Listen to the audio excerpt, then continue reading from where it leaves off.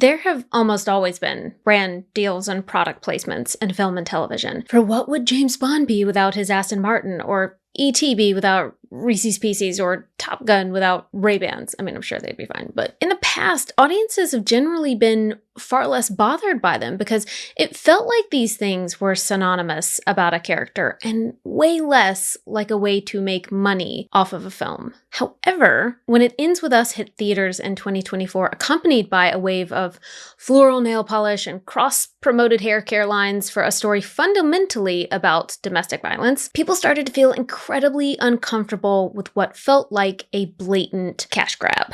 What is it about our current society that has shifted so much that we are suddenly hyper-aware of this friction? We're even seeing it with massive children's franchises like Wicked, seeing hundreds of pink and green brand collaborations flooding the aisles. It felt so tonally wrong for a film with deep messaging around the pain of othering and the dark facade of Oz and the profound dangers of focusing on shiny aesthetics rather than people's actual lives. The core of those stories is magical and fantastical and deeply tied to an aesthetic, so the merge felt like a natural extension of the world that was being created. Now, however, with Emerald Fennell's new adaptation of Wuthering Heights, some are again feeling a bad taste in their mouths around brand collabing a traumatic story. The film's marketing machine has launched massive, highly stylized collaborations with lingerie brands, moody scented candles, luxury perfumes, cookies or cupcakes, I think. There's definitely a segment of the internet that is absolutely eating up this dark Gothic aesthetic and buying out the products. A huge portion of the audience is also feeling deeply icky about the whole thing.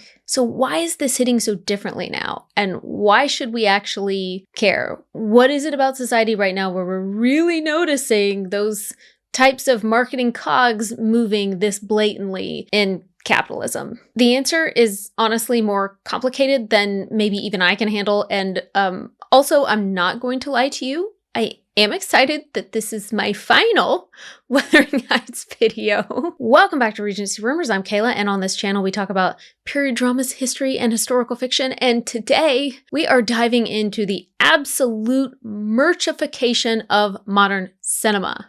So, the 2024 adaptation of Colleen Hoover's It Ends With Us has become a fascinating, if polarizing, kind of study in the friction between Hollywood promotional cycles and a traumatic source material, let's say. I've done a whole video on that and actually compared it to the marketing of another Bronte story, The Tenant of Wildfell Hall, which was a story about domestic abuse as well. And I won't go on about that forever, but I will talk briefly about how audience digest that kind of marketing. And I will not be getting into the It Ends With Us trial. That is another kettle of fish that I cannot keep up with. And I'm going to be speaking about this as just like the marketing itself on the film and like as an entity, and not like Justin Baldoni did this and Blake Lively did that. I'm going to try and talk about the film as like a conglomerate of something that was being made by an entity, which is ultimately the studios, because trying to get into the he said, she said of that are more for the law fans, to be honest with you. So the film followed the journey of Lily Bloom, a florist who enters a relationship with a neurosurgeon, Ryle Kincaid, that eventually turns abusive. That was probably the main anchor of the narrative, is this cycle of DV and refusing to let it become generational. I would say that the film's marketing, however, had a way different tonal vibe outside of the film itself and opted for an aesthetic pivot that many critics felt was fundamentally disconnected to the actual gravity of the story. There was a strategy to lean heavily into lifestyle branding. There was an action to, grab your girls and wear your florals and head out to see it, with a lot of bright neon pinks and florals that were reminiscent of like rom-com marketing. Some of it seemed to mirror how the marketing with Barbie was rolled out, with like cast clothing and manufactured cultural moments and lighthearted interviews and promos. While this works for a summer blockbuster, it felt strikingly dissonant when applied to a film meant to depict the breaking of a cycle of violence. The criticism intensified as the press tour began to double as a launch pad for unrelated commercial ventures like a hair care line and a booze company, I believe. The abusive character in the film, I think he had a drinking problem maybe, which tied into the abuse. And then there was a themed cocktail named after him that was served at the premiere, and then people were really confused by why you would do that. By framing a story about survival through the lens of aesthetic consumption and floral-themed events, the campaign arguably prioritized brand synergy, such a corporate word, but over the sensitive reality of the survivor's story that they were trying to cover. Now, with several brand deals attached to the new Wuthering Heights, people are again complaining about the commodification of tragic stories on screen. Critics have pointed out that this version transforms the corrosive psychological and social commentary of Emily Bronte's original novel into a book talk aesthetic spectacle. The promotional machinery of the film has leaned heavily into familiar and popular book talk tropes, using buzzwords like yearning and jealous lovers and the greatest love story of all time, perhaps to appeal to a book talk like romantasy demographic. The film's marketing encourages the audience to aspire to and purchase this dark obsession in a way. So some of the merchandising includes lingerie and apparel sets from Hanky Panky and Lounge, trying to brand the story's obsessional desire as intimate apparel, alongside a massive 35-piece fashion collection at Bloomingdale's. Sexual wellness products, so a Come Undone massage candle and body oil from Maud to try and make an atmosphere, let's say, maybe use the moors to have a sensory relaxation experience. And then themed food, so you can find Kiss Me, Kathy, and Haunt Me Heathcliff acai bowls in supermarkets alongside Better Than Sex cookie boxes for somewhere around $150. Luxury goods as well. The branding extends to silk pillowcases from Slip and even an official Airbnb replica of Kathy's bedroom, inviting fans to literally sleep inside the skin room where Kathy has sepsis and bleeds to death from a miscarriage. I'm trying to appreciate some of the intent here. You know, they're trying to create a public exhibit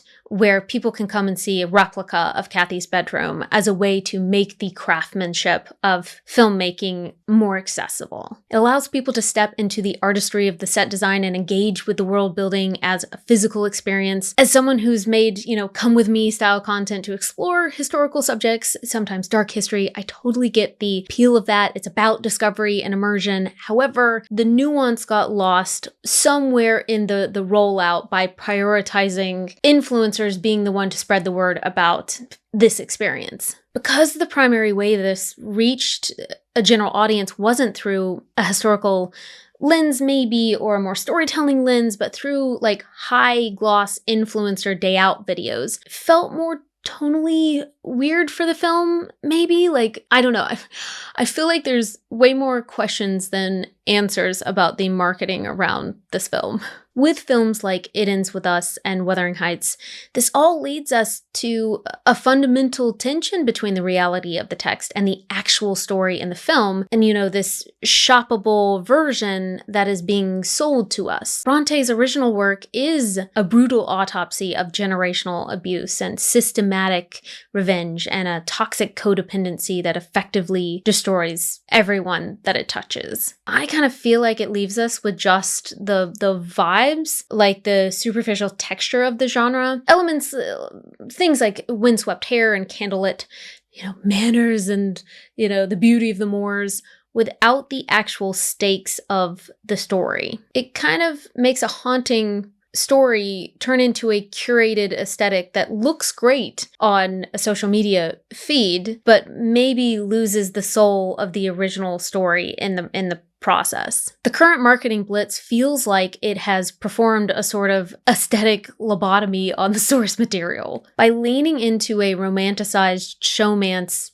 PR strategy and a wave of fun brand deals, the film's promotion has successfully sanitized the darker parts of the story, even though what we actually see on film when you step into the theater are a lot of dark, sad themes.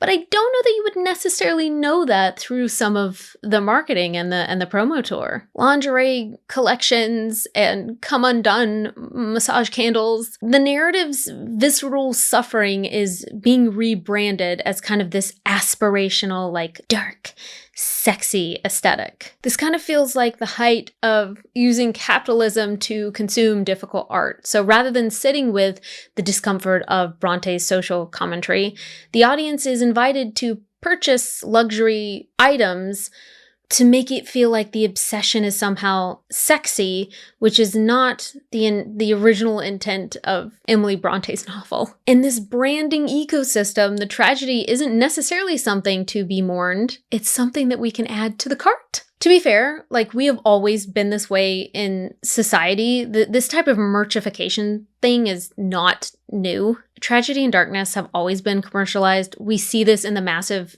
true crime industry and the rise of dark tourism, where sites of profound human suffering are transformed into curated travel experiences. Whether it's the morbid fascination with a serial killer documentary or a gift shop at a historical disaster site, we have a long-standing habit of turning trauma into a consumable product. One of my favorite examples of this is the Titanic. And if you have not seen some of the products and experiences that have been made on the Titanic, then get ready for a wild ride. Contrary to the belief that Titanic merchandising is kind of a modern phenomenon, commercial interest began almost immediately after the sinking on April 15th, 1912. Postcards depicting the steamer Titanic were printed, sold, and used by the public within 16 days of the disaster. These early postcards often contained factual errors like not getting the complete list of victims right,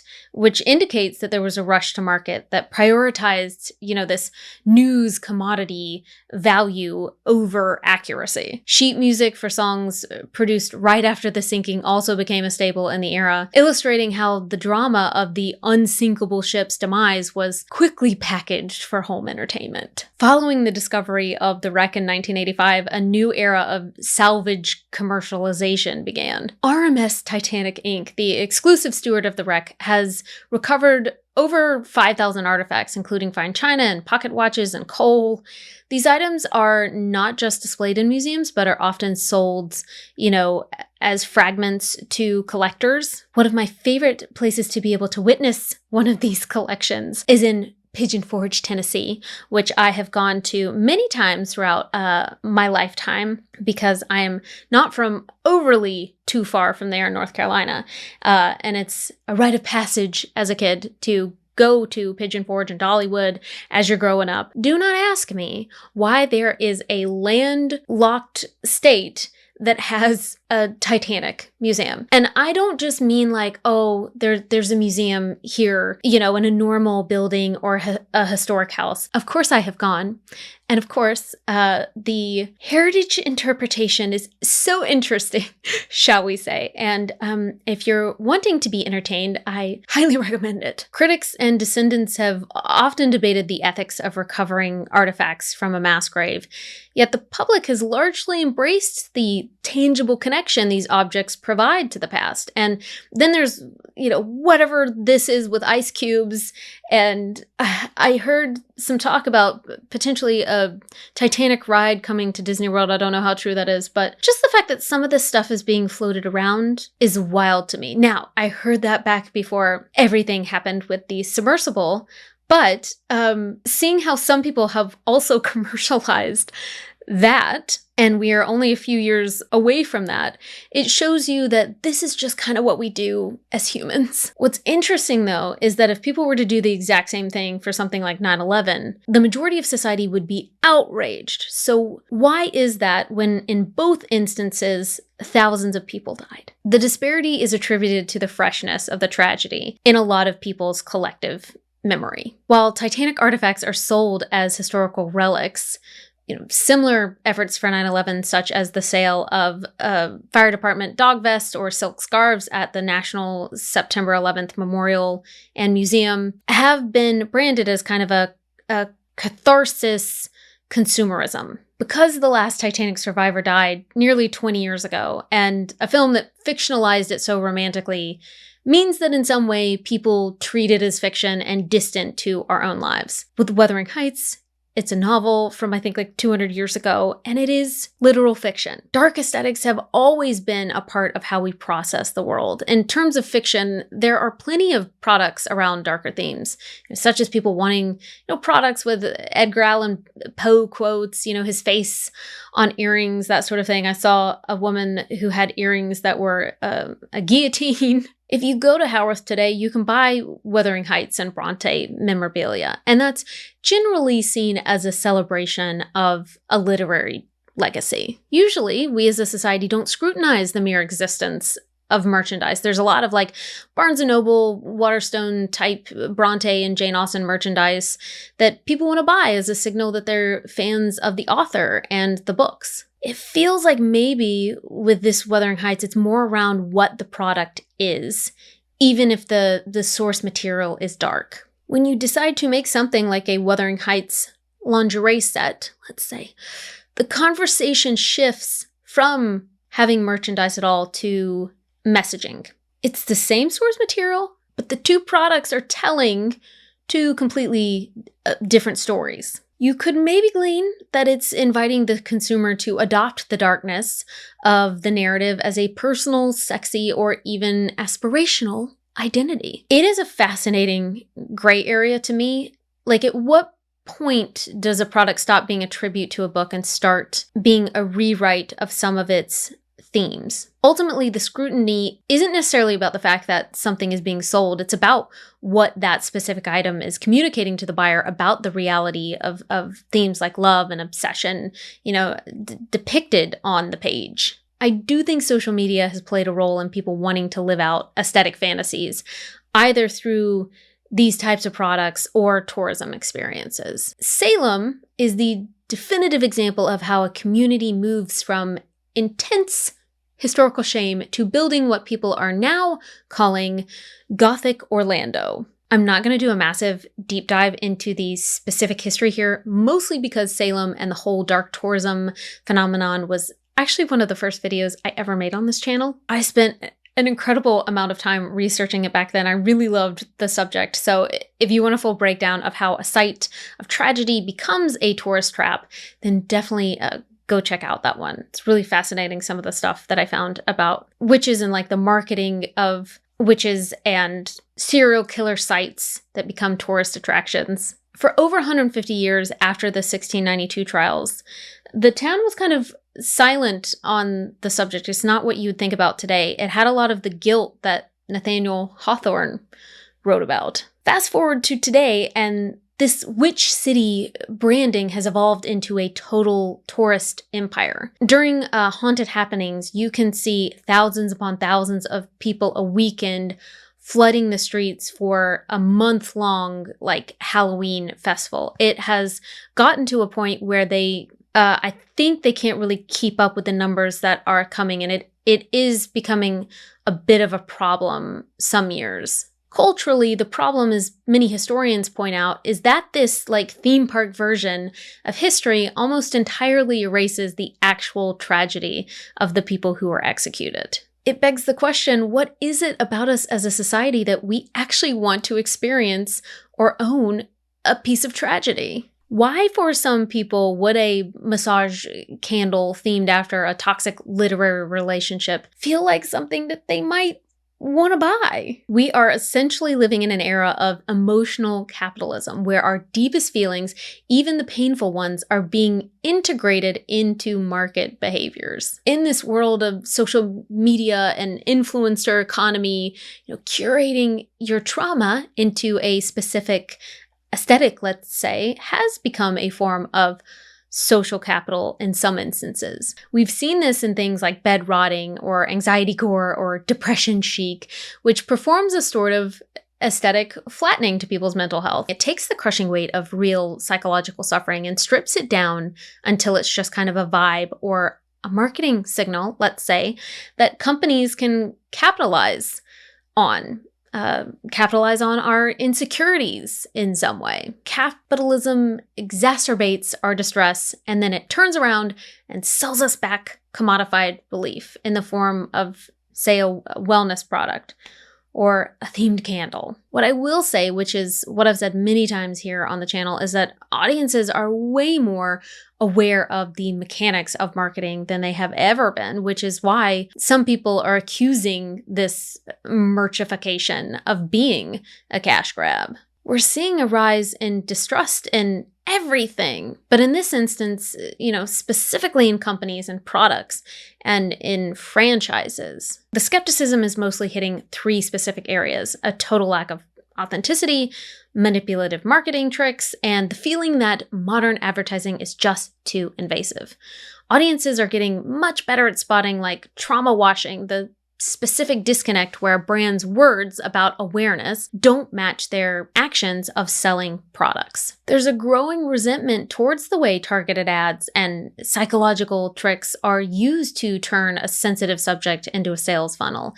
And it's creating a culture where we're constantly on the lookout for the deception behind an ad or a story, let's say. It feels like there is a loud public demand for more sacred spaces, places where tragedy is allowed to just be a tragedy without being commodified. Audiences are holding some of these brands or influencers or celebrities or billionaires to account way more. They're no longer satisfied if a brand just mentions a movement. They want to see actual inclusion or diversity or a receipt, a trail that these businesses have good, fair practices. While there is a huge understanding that the theater industry is in trouble, when it comes to storytelling, people are bucking up against needing to merchandise everything, especially stories of trauma and darkness. I do think in some ways that Emerald Fennell's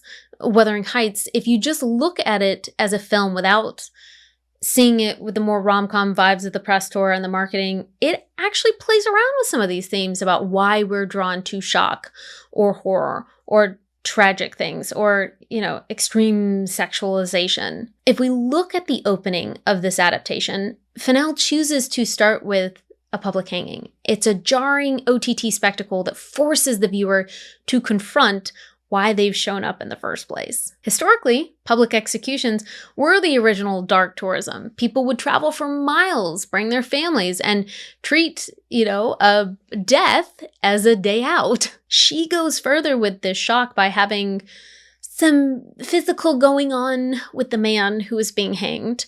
A TikToker explained it so much more eloquently than me. I will post a link. Essentially, that Emerald Fennell is showing a mirror to ourselves that we want to see shocking, provocative things. If we look at it with that kind of lens, it makes the rom-com energy of the press tour and the, merchandising feel like a potentially deliberate extension of some of her film's themes. There is a debate to be had about whether or not she actually executes this style of storytelling as well as Mike White, but it reminds me of the storytelling style that we see from creators like him, where no one is safe from judgment, regardless of their beliefs. There's this cynical underlying suggestion that we are all, to some degree, self-centered and drawn to the spectacle of other people's pain. By leaning into the commercialization, Fennell might almost be saying, who cares if I throw some merchandise in here? You'd do it if you could. It positions capitalism not just as a marketing tool, but as a mirror to how the world actually works. Messy, opportunistic, and a bit awful, which that does ring true for the way she has portrayed Heathcliff and Kathy in her version of Wuthering Heights. While it's possible that the silk pillowcases and the Airbnb replica are a part of a high concept performance about our own greed and morbid curiosity, the risk is that that message has been buried in the way this all has rolled out. I am not confident that there was a grand scheme in that way at all, to be honest with you, but I thought I'd throw it out there. Without that explicit conversation, the warning about our hunger for spectacle might just end up feeding the very thing it's trying to critique. It leaves us wondering if we are in on the joke or if we're the punchline. Well, that is it for me, guys. What is your line with merchandising? Are you like, who cares? Why does it matter? It's in poor taste, but not my problem. This is a huge problem.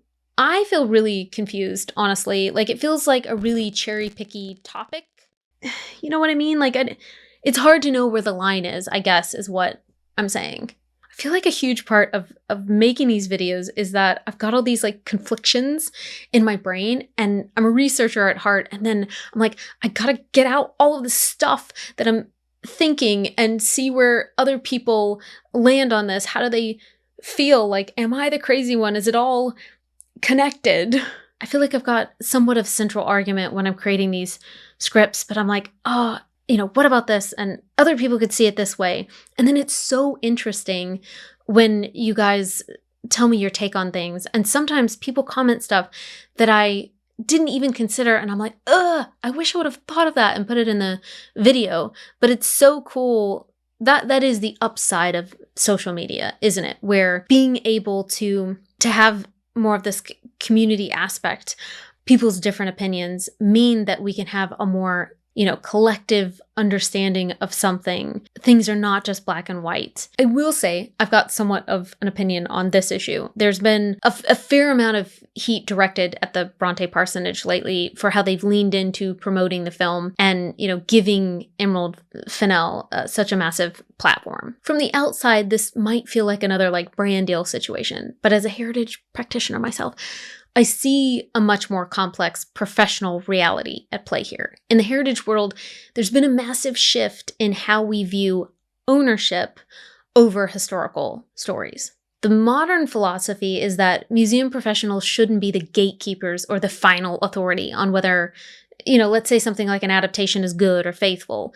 Instead, they see themselves as temporary stewards of a site that has outlived and will outlive, every single director or author who decides to create stories around that site. If the parsonage were to completely ignore a major cultural moment like this, they'd be acting as a rigid moral authority rather than a facilitator of history. By welcoming the discussion, they aren't functioning as film critics, they're acting as a vessel to get a whole new generation interested in the Brontes. Heritage is struggling, funding is incredibly tight, and museums rely heavily on the surge of interest that follows a new book or a Hollywood blockbuster to keep their doors open. While I personally might find it difficult to promote this, specific films like lifestyle marketing as an individual, I understand why the organization is accepting the publicity. They're always playing the long game with these sorts of things, using the film as a hook to drive foot traffic and awareness, knowing that once someone actually steps inside the parsonage, the real history and the original text will speak for itself. It's less about endorsing a specific vision and more about ensuring the Bronte legacy remains visible in a crowded, commercialized world. This is not the last version of Wuthering Heights. There will be many more to come way past our lifetimes that we will never know about.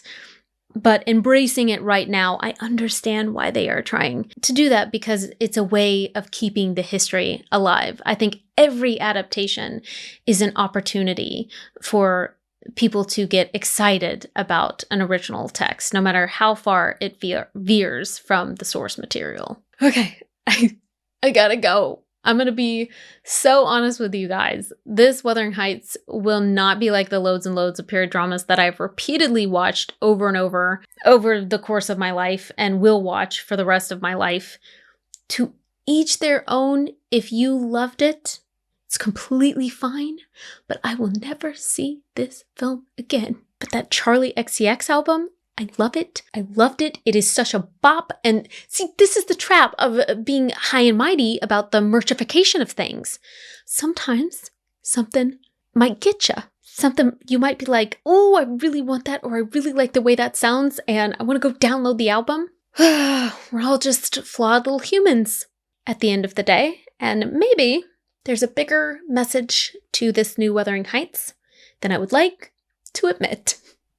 Okay, bye.